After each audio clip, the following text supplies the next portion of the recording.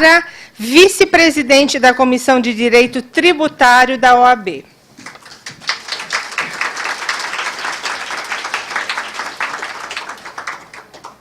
O nosso presidente da comissão, agradecemos a presença do nosso presidente da comissão, doutor Alexandre Rolo, e também convidamos o doutor Marco Aurélio Greco, mestre em Direito Tributário pela PUC.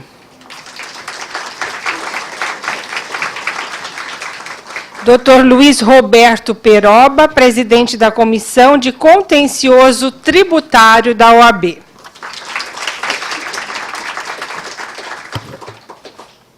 Passamos para a abertura dos trabalhos para a doutora Daniela Silveira Lara. Bom dia a todas e a todos. Em primeiro lugar, gostaria de agradecer a presença de todos vocês. É uma honra para a gente a casa cheia, como foi dito já hoje de manhã, mais cedo. E, principalmente, agora o auditório cheio para um tema que é específico, mas que nos é muito caro. Pelo menos nós três aqui da mesa já debatemos isso algumas vezes em vários outros fóruns.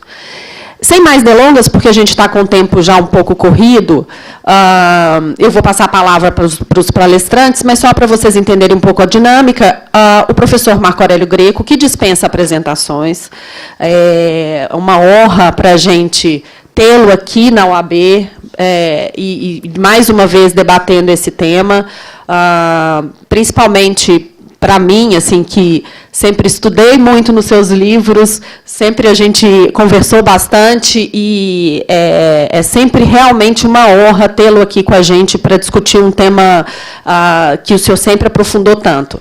Então, o professor Marco Aurélio Greco vai fazer uma primeira apresentação, vai falar um pouco sobre a internet das coisas, que acaba englobando a tecnologia e telecomunicações como um todo. Então, a gente consegue, com a internet das coisas, passar por vários pontos. Vai falar um pouco também do decreto novo de IoT. E, logo depois, o Luiz Roberto Peroba, meu amigo de tanto tempo, que a gente também já debateu esses assuntos em outros fóruns, em outras oportunidades, vai falar um pouquinho sobre as propostas do setor de tecnologia às propostas de reforma tributária que estão em andamento. E logo depois, eu vou abrir para fazer algumas perguntas. Obviamente, a gente não vai ter tanto tempo para fazer o debate, mas já fiquem atentos, porque, no final, eu vou abrir para 2 ou 3 perguntas da plateia. Tá bom? Então, sem mais delongas, vou passar a palavra para o professor Marco Aurélio Greco. Você que prefere falar aqui? Em pé? Tá bom.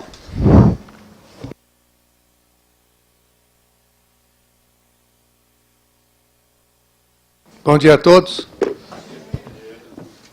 Deixa eu ver, é que eu gosto de ver as pessoas, tá? Prazer estar aqui ao lado da Daniela, do Peroba, aqui na Casa do Advogado. É uma satisfação poder participar desse evento. E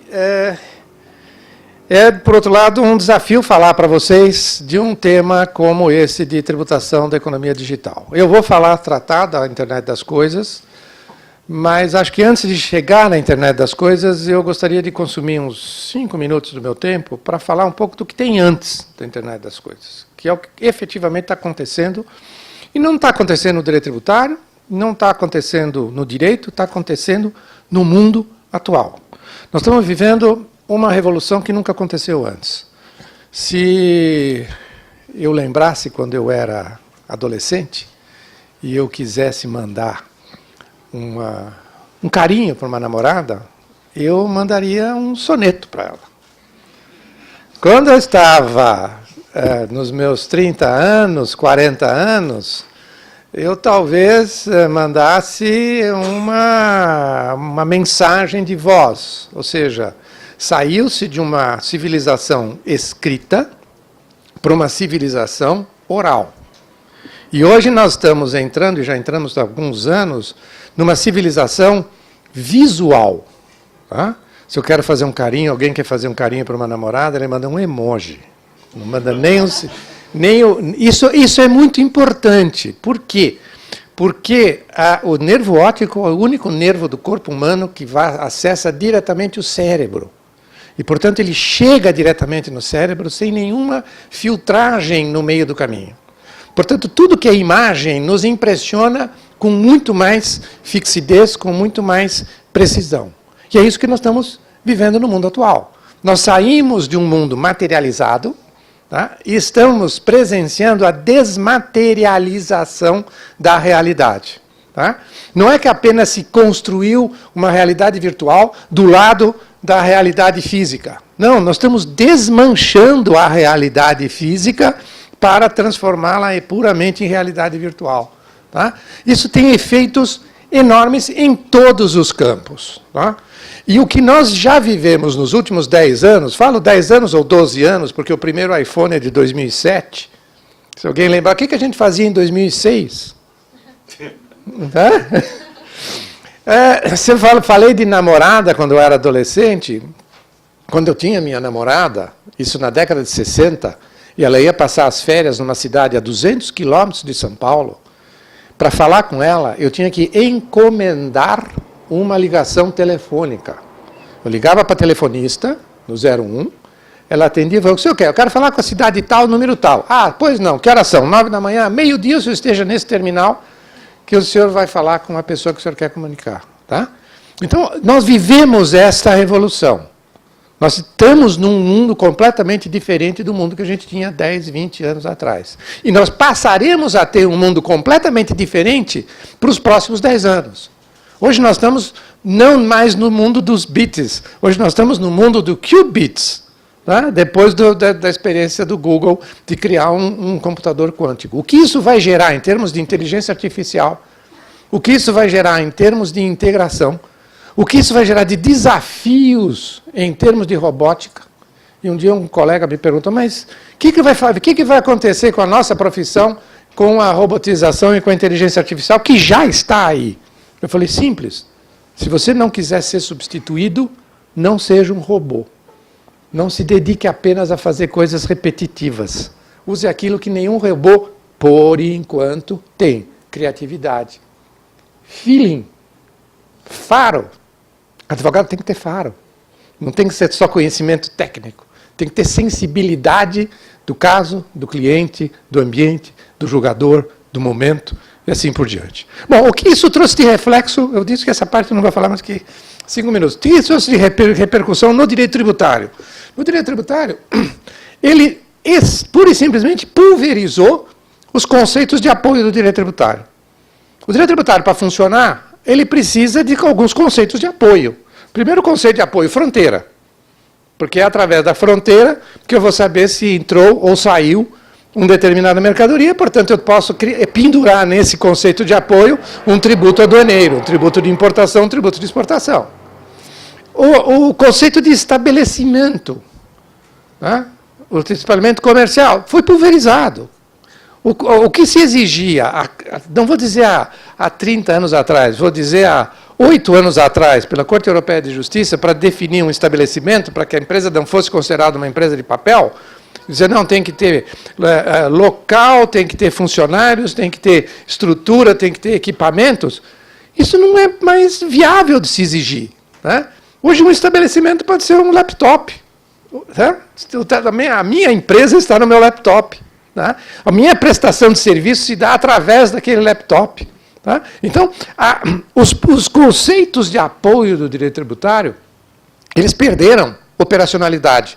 Por que eu preciso do conceito de estabelecimento? Para definir os impostos sobre transações, sobre tráfico de bens e serviços, para definir renda, quanto que eu tenho que considerar de oferimento de renda num determinado país, por uma determinada entidade. Né? O terceiro conceito, o conceito de pessoa jurídica. O que é uma pessoa jurídica? Pessoa jurídica em si mesma já é uma ficção. Pessoa jurídica no ambiente digital é um número. Outro conceito de apoio, dinheiro. Ah, não, vamos apoiar no dinheiro. Cadê o dinheiro? Eu lembro uma musiquinha isso é uma música do Carnaval de 1938, né? Cantada pela uma das Batista, agora não me lembro qual das duas Batista. Tá? em que eram as batistas, né? Não os batistas, as batistas, tá? Que diziam assim, cadê o dinheiro? O dinheiro sumiu, o gato comeu, tá? O dinheiro está no estrangeiro. Qual é o referencial? Não, vou tributar as transações financeiras. Sim, enquanto existir dinheiro e enquanto existirem bancos. Porque essa é uma outra realidade. Não, eu vou montar todo um sistema tributário, e, por exemplo, a PEC 110 se apoia todo no sistema financeiro, nos bancos. Eu falo, bem, enquanto existem bancos. Porque banco hoje já é registro em memória de computador. Tá? Tem agências e tem bancos 100% virtuais, que, portanto, não tem nenhuma variável física a qual ele possa se atrelar. Ora, no momento em que eu não tenho fronteira, não tenho estabelecimento, não tenho pessoa jurídica, não tenho dinheiro, não tenho mercadoria. Né? Toda a discussão das mercadorias virtuais, né, dos bens virtuais. Como eu vou operacionalizar a tributação? Então, esse é um ponto que, para mim, é prévio para entender que o tema que eu vou tratar especificamente, que é o de Internet das Coisas, e o tema que o Peroba vai tratar, que é das propostas, nós estamos atacando na base do financiamento do Estado, porque o Estado que não tiver tributos não consegue se financiar. E se ele não consegue se financiar, ele não vai poder garantir nenhuma das utilidades e das prestações de serviço que a sociedade demanda. Tá? Muito bem. Bom, tudo isso repercutiu em quê?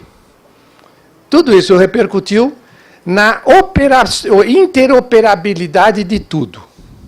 O que eram pessoas que conversavam, o que eram pessoas que passaram a ter referenciais na rede, que são os endereços IP. Havia uma limitação de número de endereços IP em função da lógica que tinha sido adotada para construir a internet, que foi atualizada e foi ampliada, e se abriu um número enorme de endereços. Tá? Cada endereço é uma porta.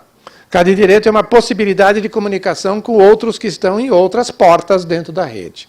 E isso abriu espaço a quê? Abriu espaço para que fossem não apenas pessoas interligadas, mas objetos, máquinas passassem a ser interligadas na rede. Que elas pudessem conversar entre elas. Tá?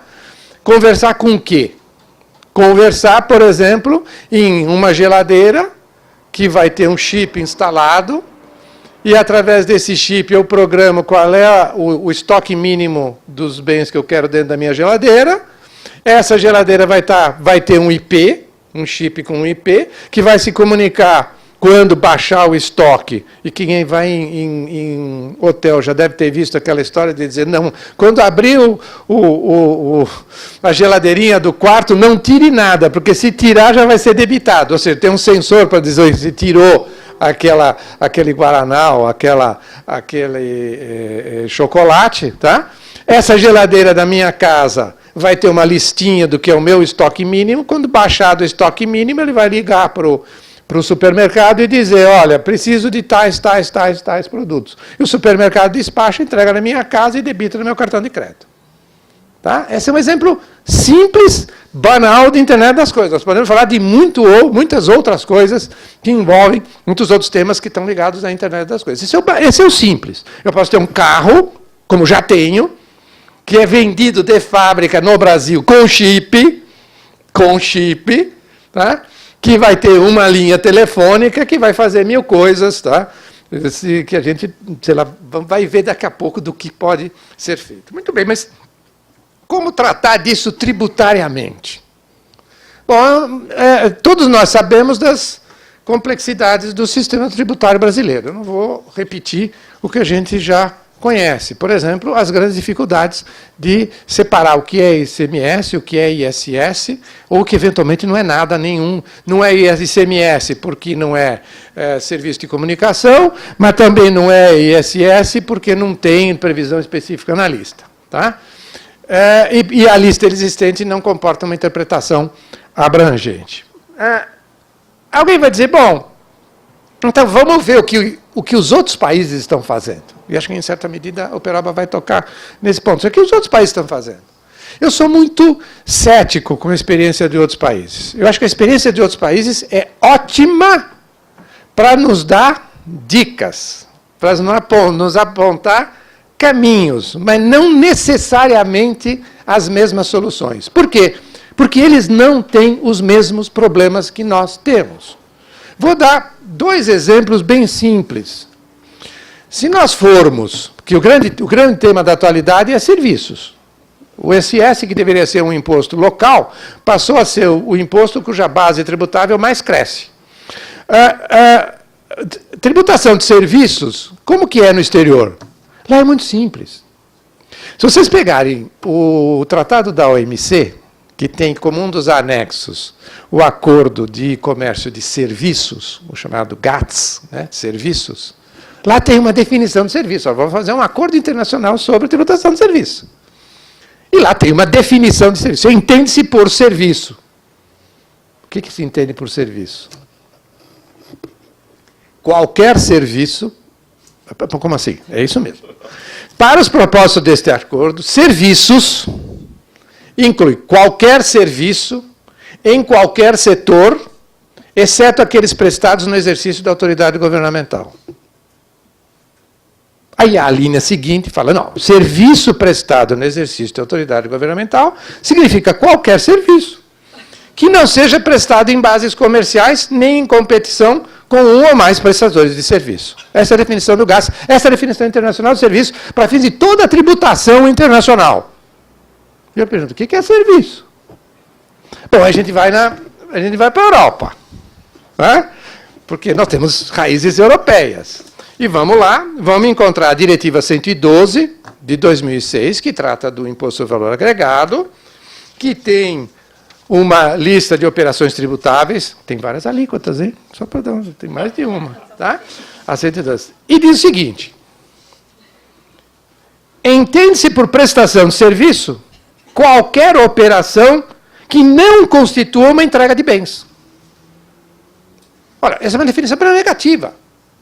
Então, vejam bem, ou eu tenho uma definição abrangente, que não me diz grande coisa, que serviço é qualquer serviço, porque essa é a definição do GATS, ou eu tenho uma definição negativa. Por quê? Ele remete à definição de entrega de bens. E entrega de bens, aí a diretiva é clara, dizendo entrega de bens é transferência do poder de dispor de um bem corpóreo como proprietário. Isso ninguém tem dúvida. Dispor, bem corpóreo, proprietário. O resto, que gerar agregação de valor, é serviço. Beleza, desde que agregue valor, isto é serviço. Qual é o problema do Brasil? Ele é a definição do GATS? Nebulosa? Não. É a definição europeia no Brasil? Também não. No Brasil nós não temos uma definição de serviço pela negativa. Nós temos uma definição de serviço pela positiva. Quando eu digo, compete aos municípios tributar serviços de qualquer natureza, ele está atribuindo positivamente à entidade municipal uma competência sobre algo que ontologicamente deveria ser possível identificar. E aí, talvez, quais seriam os requisitos para se reconhecer que nós estamos diante de um serviço? Está aberta a temporada de caça, vamos dizer assim, como se dizia antigamente. Né? Está aberta a temporada de sugestões, porque aí então está toda a dificuldade. Então nós temos uma realidade, até que se mude o conceito, tá? Até que se mude o critério de atribuição de competência constitucional, nós temos uma dificuldade que é definir pela positiva o que é um serviço. O Supremo já afastou, e na minha opinião afastou bem, a tese que se tinha jurídica de que serviço seria obrigação de fazer. Tá? A partir dos planos, desde as embalagens, em que, de alguma medida, eu tive uma colaboração na discussão do tema, em que se afastou o ISS sobre a impressão de embalagens, tá? A venda de embalagens impressas, e depois, com planos de saúde, está dito com todas as letras que a distinção entre a obrigação de dar e a obrigação de fazer não funciona mais para fins tributários. O que tem que se buscar é a utilidade que advém de uma determinada atividade, e não a atividade em si. Tá? Muito bem. Vamos adiante. Mas o que esse crescimento das conexões vai trazer? Tá? Vai trazer inúmeros problemas. Tá? Inclusive para saber onde que as coisas estão acontecendo. Porque endereço IP não tem base física, é base lógica. Portanto, eu posso, quando nós andamos com o nosso celular, o nosso celular vai andando. Tá? Certo? Então ele vai mudando de lugar. O carro que tem o seu chip já instalado, ele virá com uma linha telefônica, com um número que pode ser do Rio Grande do Sul, de São Paulo, de Pernambuco e assim por diante. Tá? Então você tem um problema de identificar onde as coisas acontecem. O que vai ser também relevante quando tiver a importação de bens físicos que já vierem com chips. Tá? Porque aí, então, à medida que eles já vêm com chips, eles já virão com essa capacidade de interoperabilidade, capacidade de se comunicar. Qual é a minha preocupação? É tributária? Não, não tenho grandes preocupações tributárias. Vai dar trabalho, nós vamos discutir, virar uma lei aqui ou ali, mas a minha grande preocupação que eu tenho com a internet das coisas chama-se privacidade. O pouquinho que tinha sobrado de privacidade vai aí acabar de vez com a internet das coisas. Vocês vão dizer, mas por quê? A minha geladeira é confiável. Trump confia em todos os chips, em todas as placas de mainframe que entraram nos Estados Unidos. Tá? Só para dar um flash. Então, esse é um outro ponto. Nós não temos que fazer uma discussão, e nós estamos na casa do advogado. Eu ouvi a palestra da doutora Raquel Preto. Nós não temos que ficar circunscritos com a nossa janelinha de realidade. Nós somos advogados. No meu diploma não está escrito bacharel em Direito Tributário. Aliás, não está escrito nem bacharel em Direito. Hein? Está escrito bacharel em Ciências Jurídicas e Sociais. Tá? Então, eu posso dar palpite nas ciências jurídicas e posso dar palpite nas ciências sociais. Tá? E vocês todos podem dar palpite no direito onde quer que ele exista e na dimensão que ele apresenta. Muito bem, mas se essa é a realidade, como a gente enfrenta essa realidade? A gente tem que enfrentar a realidade usando critérios referenciais. Que critério eu vou usar para tentar saber se aquilo é um serviço, se é um serviço de comunicação, se é um serviço que está na lista do ISS e assim por diante? O primeiro critério é o nome. Alguém vai dizer, não, vai depender do que for chamado. Se aquilo for chamado de rede operacional, etc., então vai ser um enquadramento X. Se ele for chamado como utilidade básica, o nome para mim não indica nada. Pior ainda se der um nome em inglês, tá? Que significa menos ainda para a gente, tá? Que é muito comum. Tá? Eu não quero dar alguns nomes para não revelar certas empresas, tá? Mas usual nessa área, não vai dar um nome em inglês. Isto é um bundling de não sei o quê, tá certo? Tá? Bonito, mas não quer dizer nada. Tá? Eu já tomei muito vinho ruim com rótulo bonito. O rótulo não me diz nada, não me diz nem se é vinho. Menos ainda se é bom. Segundo critério, bom, então eu vou ver a tecnologia utilizada. É tecnologia de IP fixo ou de IP flutuante, ou é uma tecnologia, como se discute hoje, dizer, não, devemos discutir, tributar o streaming. Não tem o menor sentido tributar o streaming. Eu tenho que tributar a diversão pública, eu tenho que tributar o entretenimento, eu tenho que tributar a informação, o tipo de informação a que eu tenho acesso, se é educacional, se não é, e assim por diante. Mas não o streaming em si. Tá? Não, porque a tecnologia que será usada daqui 10 anos não foi inventada.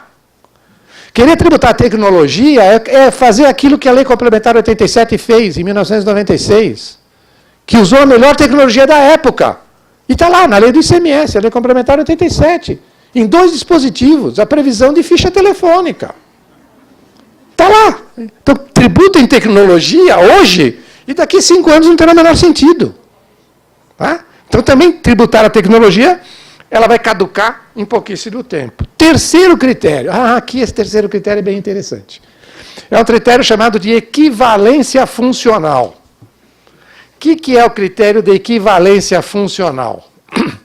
é esquecer a tecnologia, esquecer o nome e ver para que funciona, para que serve aquilo, o que efetivamente ele faz.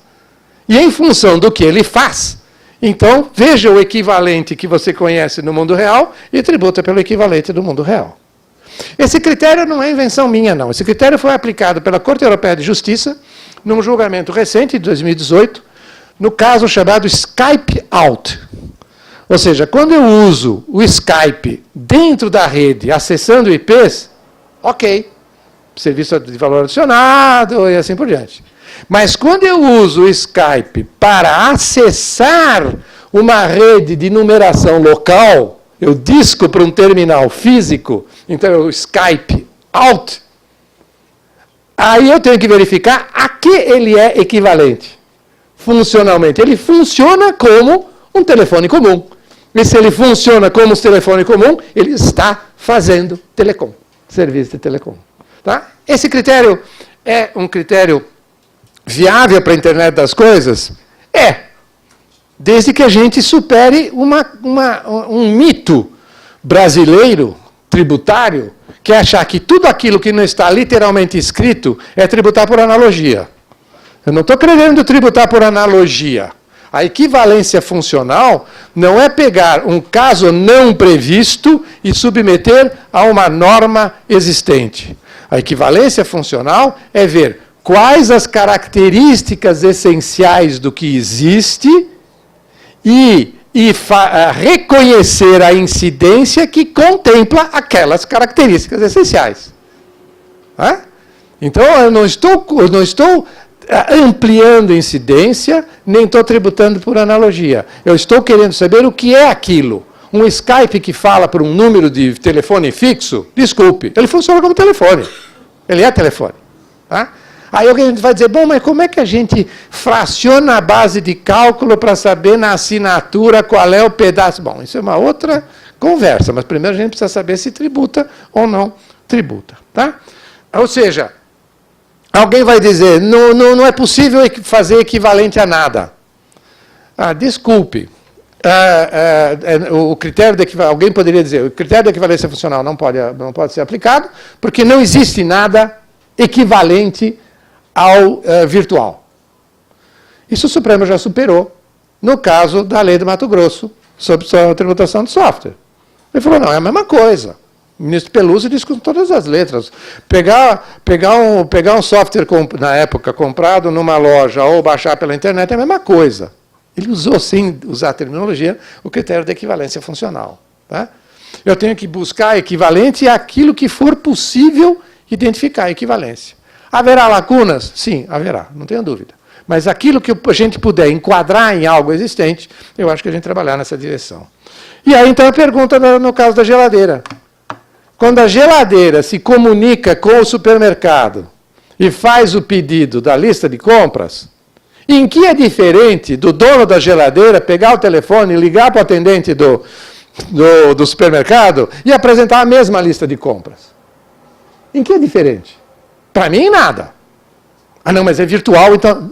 E daí? Eu estou comprando, através do mesmo meio, tá? De um meio diferente, mas estou comprando o mesmo objeto com um meio diferente. Tá?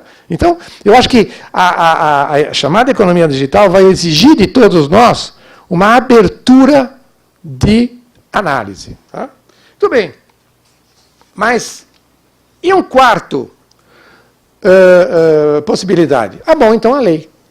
Então a lei vai dizer o que é tributado por isso, o que é tributado por aquilo. Esse é outro critério. Acontece que nós não temos lei. Tá? A lei que nós temos é a lista do ISS e temos jurisprudência do STJ. Tá? E alguma jurisprudência do Supremo. Temos, sim, desde junho deste ano, o decreto 9854, decreto que cria um plano da internet das coisas e que tem uma definição de internet das coisas. Dizendo o seguinte, vou fazer duas observações só e vou terminar. Internet das coisas. A infraestrutura que integra a prestação de serviços de valor adicionado. Então, ela integra o serviço de valor adicionado. Mas não é o próprio, está dentro do serviço, mas não é ela própria, é ele próprio. com capacidades de conexão física ou virtual de coisas, com dispositivos baseados em tecnologia de informação e comunicação existentes e nas suas evoluções, com interoperabilidade. Interoperabilidade é que eles podem conversar. É, portanto, uma infraestrutura. Aquilo definido pelo decreto é uma infraestrutura, não é o SVA. Não é um serviço de valor adicionado que o STJ já disse que não tem ICMS. É uma infraestrutura que integra o serviço de valor adicionado.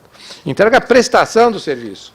O problema é se você tiver cobranças separadas, né? Porque você pode ter uma cobrança pelo SVA e uma cobrança pela infraestrutura. Ou aquele que presta o SVA contrata alguém que vai dar essa infraestrutura de interoperabilidade. Que pode ser o vendedor do chip, pode ser o vendedor da geladeira, pode ser um terceiro que não é nenhum desses dois. Tá? Então, aqui é que começa a aparecer o problema tributário. Tá? A questão é, e se a cobrança for conjunta? Que critério eu vou usar? O critério do acessório segue o principal?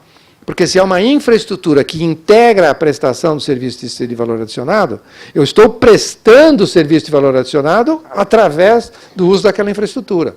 Então, ela é um acessório ou ela tem autonomia? Tributariamente, eu tenho que captar separadamente ou capto a realidade em concreto? Interessante para quem for aprofundar esse tema é que o decreto usa o conceito de coisa mais antigo que existe. Coisa não é objeto físico. Coisa é qualquer objeto físico ou virtual. Pois não, a internet das coisas é da geladeira do carro, da máquina de lavar. Não. Internet das coisas também é a interoperabilidade de entidades virtuais com entidades virtuais. Então, eu posso ter uma plataforma de internet, que é uma entidade virtual, que vai se comunicar com um conjunto de máquinas em determinada situação, X ou Y. Tá? Alguém vai dizer, isso é invenção do decreto? Não. No Código Civil, a palavra coisa é utilizada tanto no sentido amplo quanto no sentido restrito. Muito bem. E aí, alguém vai dizer, para encerrar, que incidências vão caber? Se a internet das coisas é infraestrutura, a tendência é dizer ICMS. Talvez. Não sei. Depende de como for contratado. Depende do que for aquilo que eu estou viabilizando. Se eu só estiver viabilizando a infraestrutura para um outro prestar serviço de valor adicionado, sim, eu vou ter ICMS. Mas se eu tiver isso embutido num grande contrato para o usuário final, não sei. Mas o decreto fala que os equipamentos eles vão fazer processamento e armazenamento de dados também. Vão ter memória. Ora, processamento e armazenamento de dados é a hipótese da lista de CSS, com todas as letras. Com todas as letras, está lá no item 1, está lá processamento e armazenamento de dados. Portanto, também posso ter, em tese, e portanto, teremos um problema, como sempre, de discussão do CMS e ISS. O que me parece mais nítido é que, para o prestador do serviço de valor adicionado que pagar para o prestador da infraestrutura de internet das coisas, isso é crédito de PIS/COFINS, porque integra o próprio serviço. Aqui eu não tenho dúvida nenhuma de concluir. Em suma, eu acho que será necessário nós fugirmos das generalizações, do tipo, internet das coisas paga ISS. Não, internet das coisas não paga nada. Aquele serviço específico, X ou Y, que é tratado perante a legislação federal de telecom ou de outros serviços, como internet das coisas, aquele pode pagar ISS, aquele pode pagar ICMS. Enfim, era isso. Agora, eu acho que a palestra do Peroba vai ser mais interessante do que a minha. Muito obrigado.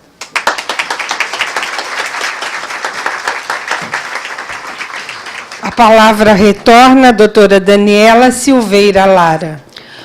Bom, professor Marco, muito obrigada. Mais uma vez, a sua palestra foge do normal, faz a gente pensar fora da caixinha. Então, muito bacana, muito obrigada. Para a gente não se alongar mais, Peroba, vamos passar a palavra para você fazer as suas considerações com relação à reforma.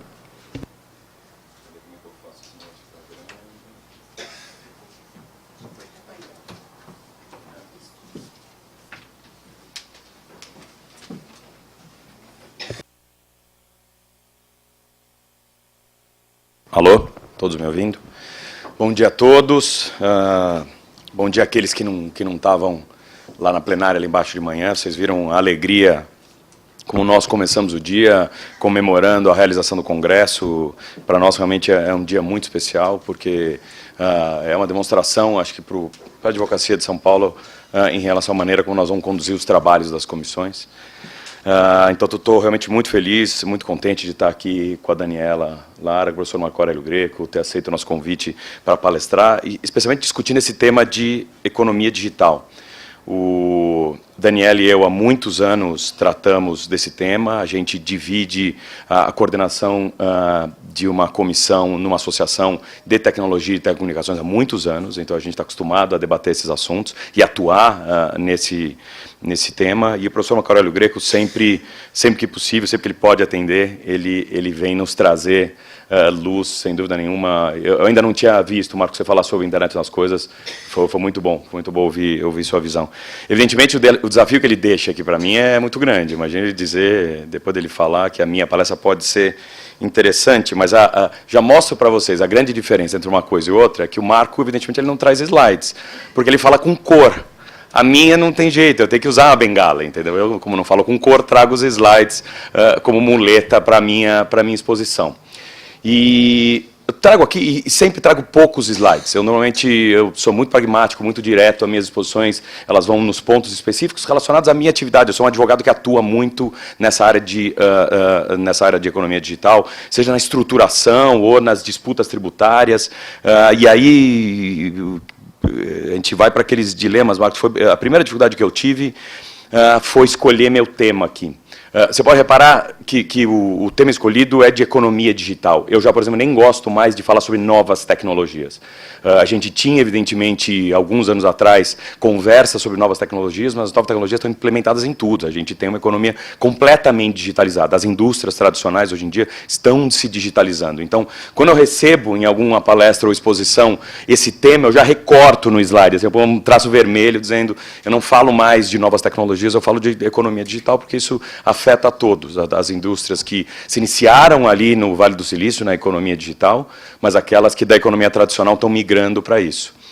Mas a segunda grande dificuldade que eu tive aqui foi não falar de contencioso tributário, que é, na verdade, a comissão que eu presido aqui na OAB, e é um tema que eu atuo muito diretamente. E aí eu vou dar o gostinho para vocês, mas eu já prometo, Dani, que a gente faz aqui um novo painel, talvez concentrado na questão de contencioso tributário ligado à economia digital, porque agora, efetivamente, a gente começa a ver algumas disputas e alguns precedentes que a gente pode explorar e dividir com todos vocês. Seja na questão de tributação de publicidade, na perspectiva do ISS ou do ICMS, antes ou depois da Lei 157, que trouxe esse item específico, ou seja, uma discussão antes, se isso é ou não é serviço de comunicação, uma discussão depois, se a lei teria resolvido ou não, o Estado se recusa a aceitar que a edição da lei poderia ter algum significado de positivar uma matéria, ou seja, mesmo tratando, a gente escolheu um caminho do positivo, como o Marco explicou, quando o Congresso falou positivou, o Estado também se recusou a aceitar como uma regra que tivesse pelo menos aquela aplicação, aquela definitividade, etc. e tal. Existe uma série de questões relacionadas à tributação de bens digitais, download. A Dani representa entidades, associações em relação ao tema, tanto aqui no Estado de São Paulo como no Supremo, então em algum momento vale a pena a gente discutir bastante isso. Existe uma grande discussão agora também, Marco, eu não sei se é do seu conhecimento, mas agora virou público, porque o assunto foi a Justiça, relacionada à tributação de disponibilização de material audiovisual aqui no município de São Paulo. Antes da edição da nova lei, que passou a tributar especificamente distribuição de material audiovisual por qualquer meio, e aí as empresas que distribuem material audiovisual por streaming passaram a pagar esse tributo, o município de São Paulo entende que antes elas estavam obrigadas a pagar ISS com base no item do software. Então existe uma disputa judicial já pública relacionada à tributação de disponibilização de material audiovisual com a caracterização de licença de software. Será que elas fazem licença de software? São plataformas? Elas trabalham com material audiovisual? Qual a utilidade desse produto que hoje em dia está no mercado e é por todos nós consumido. Que quem não tem alguma assinatura hoje em dia de algumas dessas empresas de VOD, e é isso, a discussão hoje em dia sobre a atividade delas é essa. Será que eu faço software ou será que eu faço a disponibilização de filmes ou alguma coisa parecida? Existe outras várias questões relacionadas a streaming, ou mesmo tributação na nuvem, se é armazenamento de dados, se é algum tipo de serviço, se é um serviço, se é alguma atividade intangível como serviço. Vários processos já estão tramitando, alguns no Tribunal de Justiça. Então, sobre todas essas questões, eu acho que vale a gente depois organizar um bom painel, e Marcos, você certamente será chamado a colaborar aqui com nossos debates. Aí nós vamos ver exatamente quais são as primeiras reações do Poder Judiciário sobre isso. A última movimentação nesse aspecto é uma ação promovida pelo Estado do Rio de Janeiro no Supremo Tribunal Federal para declarar a inconstitucionalidade do artigo da lei complementar que passou a tributar a publicidade online. Essa ação foi ajuizada no Supremo, ela agora está recebendo a participação dos amicus curiae, ela não está com o ministro Fux, se eu não me engano, ele não concedeu a liminar, mas em algum momento ele deve levar a plenário para discutir se de fato a publicidade online deve ser considerada como serviço de comunicação ou se ela pode ser considerada como um serviço listável pela lei do ISS. Ou seja, são muitas discussões. Nos últimos 2, 3 anos a coisa avançou bastante. Eu acho que especialmente aqui no estado de São Paulo, que é onde boa parte dessas empresas realmente se concentrou. Então a gente, rapidamente vocês vão ver no nosso LinkedIn, no Instagram e no Facebook, comunicação sobre um painel para discutir esses assuntos. Tá? Mas se vocês fizerem uma pesquisa nos tribunais locais, vocês já vão encontrar disputas como essas. Eu vou tratar aqui do meu tema agora. Eu perdi aqui 2, 3 minutinhos, mas eu achei que valia dar um gostinho sobre o que significam todas essas... Sendo presidente da Comissão de Contencioso Tributário, se eu não falasse um pouquinho de contencioso, eu ia sair aqui meio sofrido dessa apresentação. E eu vou... Vocês podem ver, o sumário é simples, eu vou tratar de um tema bem objetivo, e eu pretendo não entrar tão a fundo nos projetos de reforma tributária, depois se alguém quiser conversar comigo sobre isso, evidentemente eu posso falar, mas pelo fato de a gente ter um talk show sobre reforma tributária. Então, até na hora de tomar aqui alguma decisão, eu sofri muito com as decisões que eu tinha que tomar para fazer essa apresentação, mas eu preferi não entrar tanto nos projetos, mas eu vou falar especificamente de uma questão que está relacionada ao tema reforma tributária por conta de emendas que foram apresentadas aos projetos existentes, que é o Digital Service Tax, que é alguma coisa que está sendo muito discutida no âmbito europeu e agora chegou aqui no Brasil por meio de propostas apresentadas nos projetos de reforma tributária que estão tramitando no Congresso. Então, vou me concentrar um pouco no Digital Tax, mas você percebe como alguma movimentação, mesmo no mercado europeu, tem consequências diretas no Brasil. As justificativas do texto fazem referência direta às movimentações europeias, sem trazer isso para a realidade brasileira. E assim, eu posso dizer, dos clientes que eu atuo nessa área, todos vieram me perguntar sobre isso, porque evidentemente, existem uma série de movimentações de empresas indo a Brasília para conversar com congressistas e com o governo federal, e eles queriam entender em que contexto o Digital Service Tax chegou aqui para nós em território brasileiro. Mas vamos rapidamente, eu vou muito rapidamente, em 2 ou 3 slides, falar um pouco sobre a evolução da economia digital. Vou dar algum gostinho para vocês do que significam as discussões internacionais sobre esse tema. Falar sobre a última apresentação da OCDE, de uma proposta unificada do secretariado da OCDE, que está em prazo para consulta pública, até, se não me engano, o próximo dia 12 do mês de novembro, Bruno? Do próximo dia 12 do mês de novembro, e depois trato aqui dessa visão, desse confronto entre o que é o Digital Tax na Europa e no Brasil. Eu já aproveito para fazer referência ao Bruno e a Alice, que estão sentados ali, eles ajudaram na discussão do tema e da preparação dos slides. Ou seja, se vocês não concordarem aqui com as minhas conclusões, vocês devem brigar com eles. Eu estou, na verdade, eu vou traduzir para vocês aqui o que foi o resultado de uma conversa entre nós. Primeira coisa, acho que é fazer um histórico, e aí muito rápido, porque eu vou, na verdade, me apoiar um pouco na fala do Marco em relação à evolução dessas questões ao longo do tempo. Em 1980, 90 e talvez início até da minha vida profissional, então eu vivi todas essas fases de maneira muito real. A gente, de fato, tinha uma relação com o cliente muito mais próxima, muito mais pessoal. Eu, quando comecei ainda lá no escritório, eu, por exemplo, não vivia a fase nem de máquina de escrever elétrica. Eu, quando iniciei no escritório, eu ainda usava a máquina de escrever aquela mecânica. Ou seja, durante o meu processo de estágio, quase chegando no final para ser contratado, estou no mesmo escritório há 27 anos, então eu peguei todas essas fases, vivendo e experimentando essas coisas no mesmo lugar, passei a lidar com máquina elétrica. Segundo ano de formado, acho que aí chegou o computador no escritório. Então, assim, não faz tanto tempo, a gente estava vivendo uma fase em que a proximidade entre cliente e o prestador de serviço era muito grande, era uma questão efetivamente pessoal. Na vida do advogado, mais ainda, né, Marco?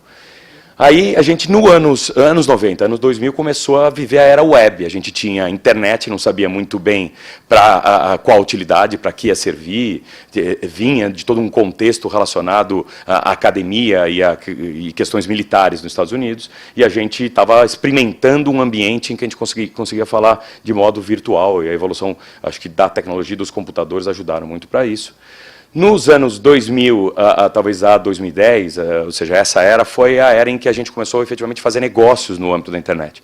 Negócios de todos os tipos, em primeiro lugar, acho que com bens físicos, e ainda a gente tem uma série de discussões em relação ao que significa fazer negócio com bens físicos, pelas barreiras mencionadas pelo Marco, ou seja, a gente ainda vive um mundo com algumas barreiras, e barreiras implicam questões a serem discutidas, tributação, limitações, regulações, e elas ainda impactam efetivamente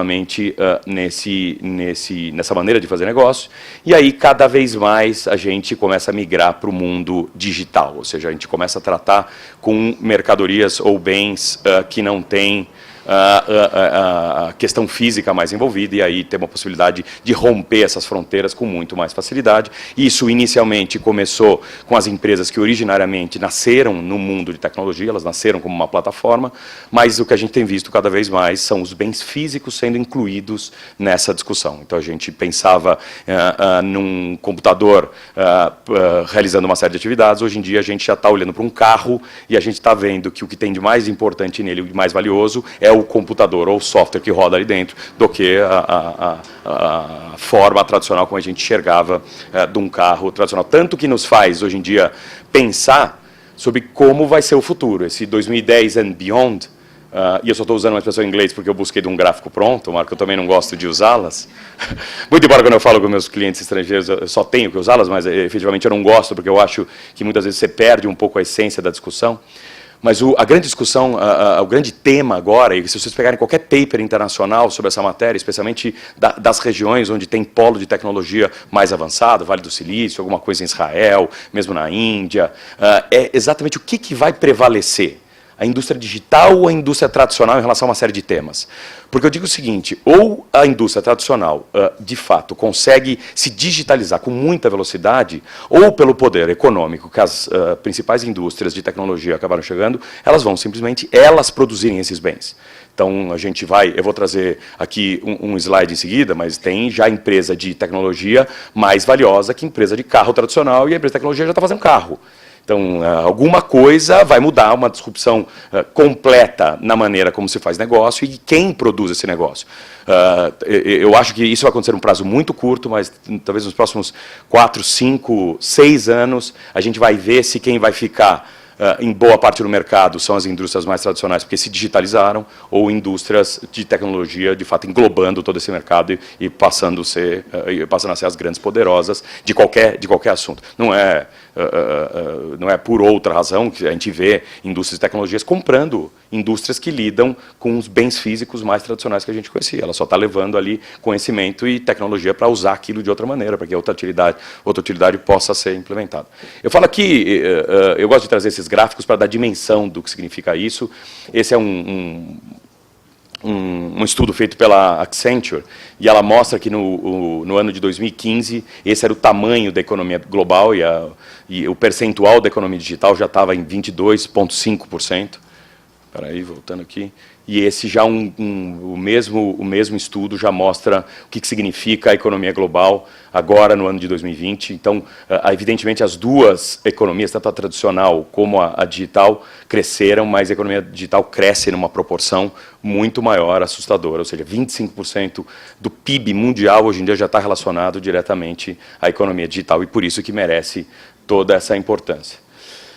Evidentemente, a gente acompanha isso muito de perto, mas essas grandes marcas, Apple, Google, Amazon, podia colocar algumas outras aqui, algumas delas recebem nomes específicos, elas estão tomando um tamanho de mercado e um valor de marca que são impressionantes. E é engraçado que elas mudaram dinâmica de fazer negócio. A gente, para quem viveu a era do Orkut aqui, lembra muito bem, é uma coisa que cresceu exponencialmente e logo em seguida, como eles não perceberam que existia uma mudança de paradigma, aquele negócio morreu. Todo mundo imaginou uma época que você inventava um produtinho tecnológico, assim como a gente inventava produtinhos físicos, e aquele negócio duraria por muito tempo. A gente, às vezes, inventa um produto físico, essa era a nossa história. Você montava uma empresa, às vezes a empresa passava de pai para filho, às vezes para neto, até que ali podia dar algum problema. Quando a gente viu a nova tecnologia, todo mundo imaginou que inventava um Orkut, o Orkut podia durar 20, 30, 40, 50 anos. Logo depois, nós descobrimos que aquelas pessoas que ingressaram naquele mundo e passavam a se relacionar por aquilo, se aquele negócio não era talvez o lugar mais sofisticado ou o ambiente que elas mais gostavam, elas mudavam com uma rapidez tão grande para o produtinho do lado que uma rede social pode morrer em 2 meses, 3 meses, 6 meses, se ela não se reinventar. Não é à toa que nós vimos depois o Facebook, depois do tamanho que chegou, comprando todas as redes sociais que foram sendo criadas. Ele não perde mais uma chance. Criou, ele acha que é boa, ele compra. Porque, evidentemente, ele quer colocar todo mundo na mesma rede, e se você não gosta do produtinho, como minha filha, por exemplo, não gosta de estar no Facebook comigo, ela já está no produtinho seguinte, com a turminha dela, etc. e tal. Ou seja, ele não quer perder nada nesse sentido, e todas as indústrias e todas as empresas de tecnologia estão fazendo a mesma coisa, nos seus diversos ramos e nas suas concentrações. Eu me referi aqui, quando eu falava da questão dos carros, isso saiu na Exame essa semana. Então, já Tesla ultrapassa o valor da GM e se torna a montadora mais valiosa do mundo. Tesla, para quem conhece bem e, de alguma maneira, já foi para a Califórnia e viu o que significam, eles apresentam os carros, normalmente, nos shopping centers, é uma coisa super sofisticada, com lojas maravilhosas, os carros são lindos, mas quando você entra e os vendedores vêm te mostrar, o cara não fala do carro um segundo, ele só quer falar da tecnologia. Geralmente, o carro da Tesla vem com um monitor desse tamanho, você senta com a pessoa, ela não quer que você acelere, ouça ronco do motor, não tem discussão nenhuma sobre isso, só vai discutir a tecnologia embarcada dentro do carro. Ou seja, será que quem vai cuidar de carro daqui a 10 anos são as indústrias, as montadoras que nós estávamos acostumados, as tradicionais que viveram aí 100, 200 anos, ou nós vamos ver só empresas de tecnologia vendo isso? É muito curioso, para quem gosta desse assunto de tecnologia, e de novo fica de olho nas movimentações internacionais, é muito comum os analistas estrangeiros, Marco, quando ele tenta olhar o balanço dessas empresas, especialmente dessas grandes, e ver aonde ela está colocando dinheiro em pesquisa e desenvolvimento, porque ele já percebe que tipo de produto pode sair dali. Então, chegou um determinado momento que eles estavam, por exemplo, de olho se a Apple não ia lançar um carro, porque tinha uma movimentação, um balanço qualquer que indicava que ela estava fazendo investimentos nessa linha e que um produto poderia vir. Então, certamente todos eles estão se movimentando nesse sentido.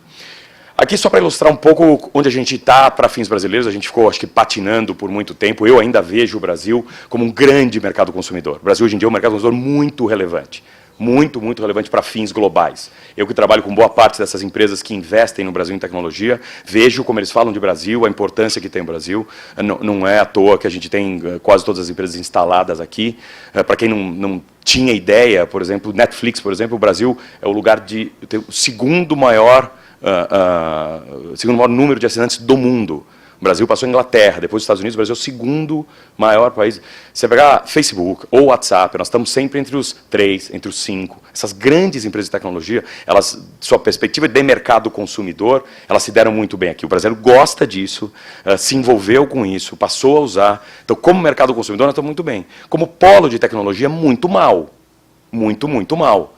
Graças a Deus, nos últimos 2, 3 anos, a gente viu aqui algum respiro dessas empresas que eu coloco aí, que são as primeiras empresas a atingir um patamar de $1 bilhão, que é quando a gente caracteriza elas como unicórnios. Para vocês terem uma ideia, essas talvez tenha mais 2 ou 3 brasileiras incluídas nesse hall, 6 aqui deve ter 2 ou 3 mais, ou seja, se a gente tiver 10 unicórnios é muito. Por ano, no Vale do Silício, criam-se 150 unicórnios. Empresas que chegam ao patamar de $1 bilhão. Por ano, 150. A gente tem no Brasil, no histórico todo nosso, 10. Então, esse nível de diferença entre criar tecnologia e ser puramente um mercado consumidor. Para não deixar só o Vale do Silício na história, porque aí os números realmente são completamente desproporcionais, mas os outros polos de tecnologia importantes, você pegar Israel, por exemplo, cria 25 unicórnios por ano. Também é relevante. E para um país como Israel, que entendeu que com um mercado pequenininho, do jeito que eles têm, mercado consumidor eles nunca vão ser. Então, eles estão no melhor dos mundos, porque eles agora atingem o mercado do mundo inteiro. Então, eles passaram, de fato, a se concentrar, e eles têm um orgulho na maneira como eles se concentram em desenvolvimento de tecnologia, que é impressionante. Vamos lá. O que acontece na prática, tanto na Europa como aqui? Eu coloquei aqui um traço entre A e B para mostrar que existe ainda a barreira que o Marcos se referiu, uma diferença de jurisdições. Aí no mundo está dividido dessa maneira, e essas empresas estão em algum lugar. Empresas de tecnologia é alguma coisa difícil de pegar, esses bichos são um pouco lisos, assim. A gente fala de coisas muito abstratas, a começar pela propriedade intelectual. Mas em algum lugar elas estão. Seja o registro da plataforma ou a propriedade intelectual está registrada. A gente não está num mundo, até porque elas acabam tomando aqueles valores de negócio que nós vimos, que elas não podem registrar alguma coisa. Então, você encontra elas em algum lugar.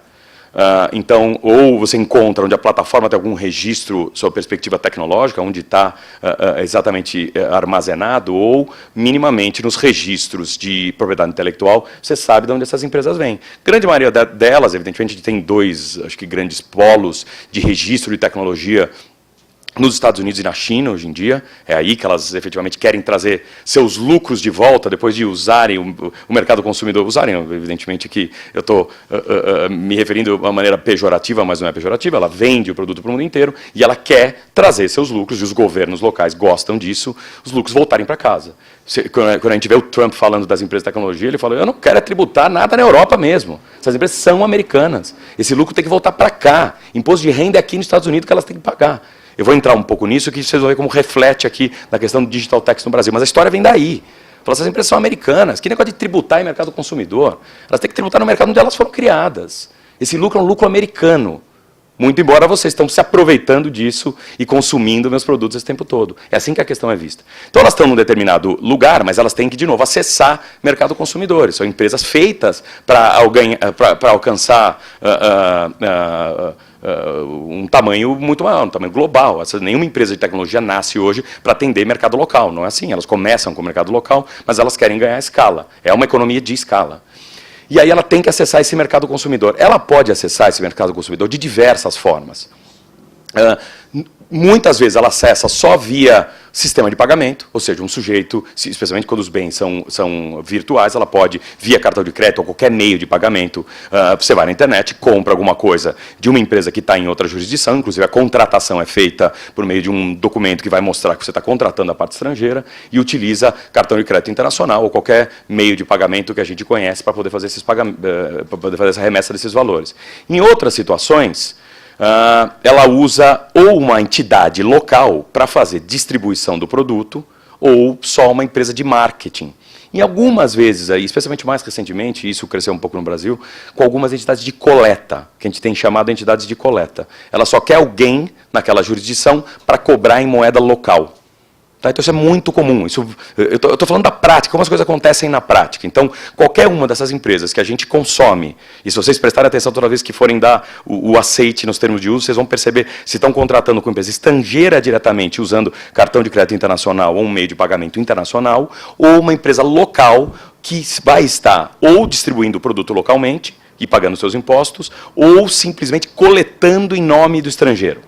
Isso vai estar claro nos contratos. A gente não percebe visualmente, para um cidadão comum é difícil de ver, mas se a gente for olhar nos contratos, isso vai estar razoavelmente claro. O que significa, especialmente do ponto de vista... Essas bolinhas não estão muito grandes, eu falo rapidamente sobre elas, mas elas não têm tanta importância, tem a importância que eu vou contar aqui para vocês. Especialmente no mercado comum europeu, esse negócio foi um problemaço, porque essas empresas de tecnologia, especialmente as grandes empresas de tecnologia americanas, elas foram se instalar na Irlanda, por uma série de benefícios fiscais e outros benefícios de funcionamento local. No começo com pouca substância, até que elas tomaram autos de infração na Europa em relação ao que elas estavam fazendo, e elas passaram então a levar a substância para a Irlanda. Hoje em dia, se você vai ver um prédio do Facebook na Irlanda, deve ter 2.000 pessoas, com engenheiros, pessoas que se capacitaram para isso, as universidades da Irlanda se prepararam para isso, hoje em dia são super elogiados. Por mais problemas que a Irlanda possa ter agora em manter todo esse negócio, eles já ganharam alguma coisa ali, porque eles ficaram tanto tempo se dedicando a essa história, que eles já ganharam uma cultura, acho que muito ligada à área de tecnologia, para produzir conhecimento, para fornecer funcionários. Hoje em dia tem muita gente local contratada nessas empresas, estou falando de todas as grandes. E elas passaram a acessar um mercado consumidor muito relevante na Europa, sem presença física. Especialmente pela forma de você fazer remessas de recursos, que é um pouco diferente do que ainda a gente tem aqui no Brasil, que ainda é um pouco travada e regulada, com muita facilidade. O Marco fez referência à questão... Eu vou rapidamente... O Marco fez referência à questão do imposto sobre valor agregado, ou seja, do IVA, mas eu vou falar aqui mais precisamente sobre a alocação de lucros para a tributação da renda.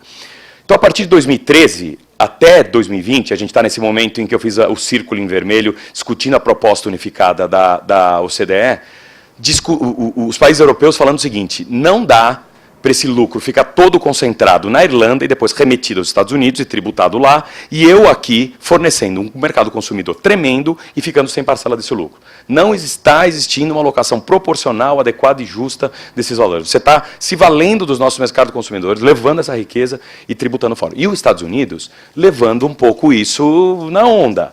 Ele não quer uma regra mais clara sobre esse assunto. Ele quer continuar com as empresas na Irlanda, levando lucro para os Estados Unidos. Não é à toa que toda a reforma americana fez com que a alíquota do imposto de renda baixasse para esses lucros dessas empresas todas voltarem para lá. O objetivo dessa reforma americana foi só esse, hein? Bom, finalmente conseguiu-se uma proposta unificada da OCDE para determinar a alocação de valores, que a gente está chamando de consenso mundial para alocação de recursos. Ela está, de novo, como eu falei, em consulta pública até o dia 12 agora. O principal aspecto dessa proposta, ele está estabelecendo critérios para tributação em cada país. Então, se é uma grande corporação de 750 milhões de euros e no meu território esse cara tem no mínimo uma presença de 75 milhões de euros, alguma parte do lucro ele tem que deixar aqui. Essa é mais ou menos a proposta unificada. Eu coloco ali os desafios, que é cuidar dos tratados internacionais. Eu vou discutir esses percentuais de rateio, ainda vai dar algum problema. Exatamente, vai existir conflito entre os países. Mas o que está dando problema nesse momento? O tal do Digital Tax. Por quê? Porque enquanto se discute essa proposta uniformizada e todo mundo concorda com algum critério, alguns países europeus, especialmente aqueles com um mercado consumidor relevante, falam: eu não vou ficar esperando, porque vocês estão me enrolando. Essas empresas estão vindo aqui, estão usando o meu mercado consumidor, não estão deixando nenhuma parcela de renda, eu vou criar um imposto específico para tributar esse negócio, até que, está condicionado, até que se aprove a proposta unificada, e eu aloque lucros de maneira adequada. Então, ali eu indico os países que já implementaram, estão em fase de implementação ou discussão. Quem já implementou, e foi o país que liderou esse movimento, foi a França, e a Inglaterra vem em seguida discutindo o assunto, e esses outros países também estão discutindo ou já implementando. Existe lá um movimento dizendo: vamos implementar alguma coisa, 3%, 4% da receita dessas empresas aqui, até que essa proposta unificada seja aprovada. Então, eu menciono aqui os países que estão mais adiantados. Veja a resposta do Trump pelo Twitter em relação a essa movimentação. Olha lá.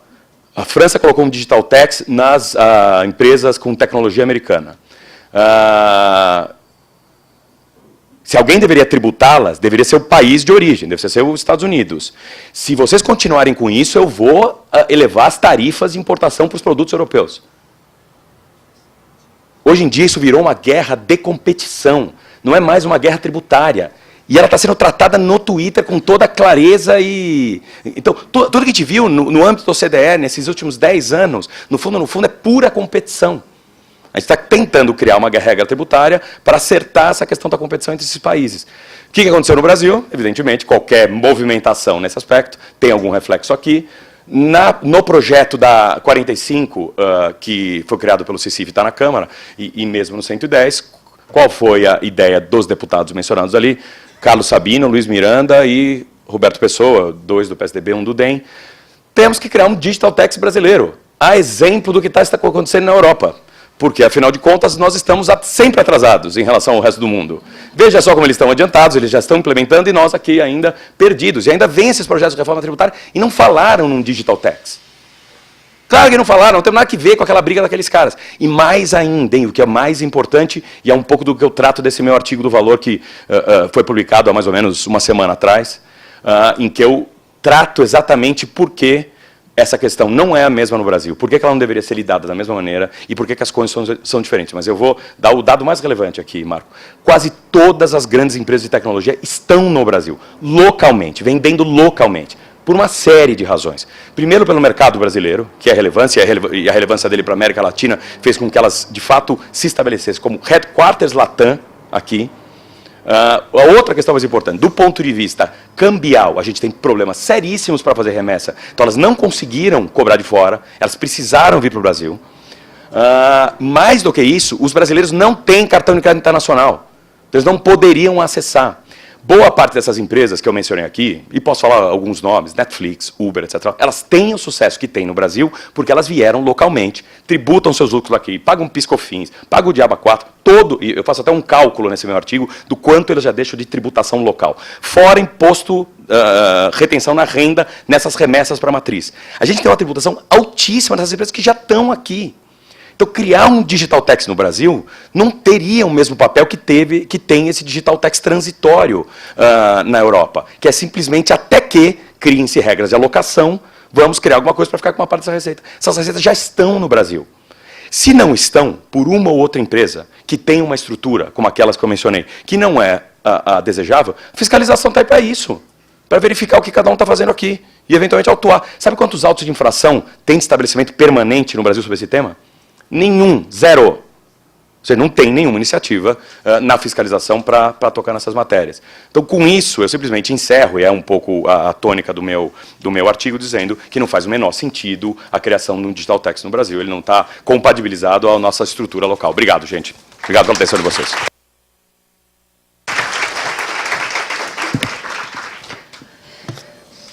A palavra retorna para a doutora Daniela Silveira Lara. Bom, gente, Peroba, muito obrigada. Sua palestra foi excelente, como sempre, muito clara, também faz a gente pensar fora da caixinha. Eu vou fazer só um último comentário final. Infelizmente, a gente não vai conseguir abrir para as perguntas da plateia, em razão do adiantado da hora, a gente ainda tem mais um painel antes da hora do almoço. A gente sabe, né, acho que o professor Marco e o Peroba colocaram de forma muito clara que o Brasil, a gente não desenvolve tecnologia, a gente compra tecnologia, a gente é mercado consumidor de tecnologia. E para que a gente possa acessar a tecnologia, a gente sabe também que o Brasil, num país tão grande como o nosso, a gente precisa de infraestrutura de telecomunicações. E infraestrutura de telecomunicações no Brasil é extremamente tributada, né? Então, a gente tem uma das maiores tributações de telecom no mundo. Hoje, o serviço de telecomunicação tem mais ou menos 46% de tributação. Então, e a gente tem, em paralelo, algumas discussões de fundos setoriais e contribuições de intervenção no domínio econômico que são cobradas nesse setor de telecomunicações de forma muito agressiva e que não retornam, a gente sabe que não retornam efetivamente para os fins para os quais elas foram criadas. A gente estava comentando lá embaixo, né, professor Marco, que o direito tributário acaba sendo estudado de forma apartada do direito financeiro, e isso é muito ruim, porque eles estão realmente conectados, embrincados. E aí a gente vê que ontem sai um projeto, um dos projetos de emenda constitucional que o governo apresentou, em um deles é um projeto de emenda constitucional para a extinção dos fundos setoriais, e esse dinheiro seria, então, o dinheiro que está lá parado nesses fundos, que é um dinheiro contingenciado há muito tempo, seria utilizado para projetos de infraestrutura, de erradicação de pobreza, etc. Mas, por outro lado, as contribuições de intervenção no domínio econômico que são arrecadadas para esses fundos, elas não vão deixar de existir. Nem as taxas, né? No caso de telecomunicações, nós temos as taxas do Fistel, temos as várias contribuições de intervenção no domínio econômico, a contribuição que vai para o FUSH, para o Funtel, a Condecine, contribuição para o fomento da radiodifusão pública, e não vão deixar de existir. Então, mais uma vez, o direito tributário desconectado do direito financeiro. Eu queria ouvi-los rapidamente com relação a esse ponto, principalmente em razão da necessidade do desenvolvimento econômico e social. Não vai dar tempo, gente. Então, é o meu comentário mesmo, tá? Que vai acabar.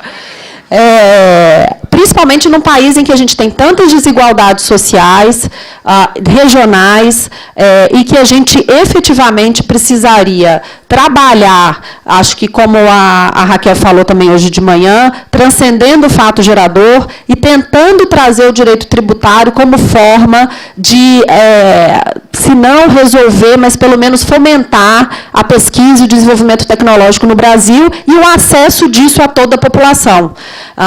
Usar efetivamente a tributação como forma de redução de desigualdades e de justiça social através do desenvolvimento econômico via tecnologia e telecomunicações. Um não vive sem o outro. Gente, muito obrigada. Desculpa pelo adiantado da hora e a gente não poder fazer as perguntas, mas eu já vou passar para o próximo painel. Muito obrigada mais uma vez, professor Marco. Muito obrigada, Peroba. Foi excelente, foi muito bom mesmo. Obrigada. Obrigada a todos.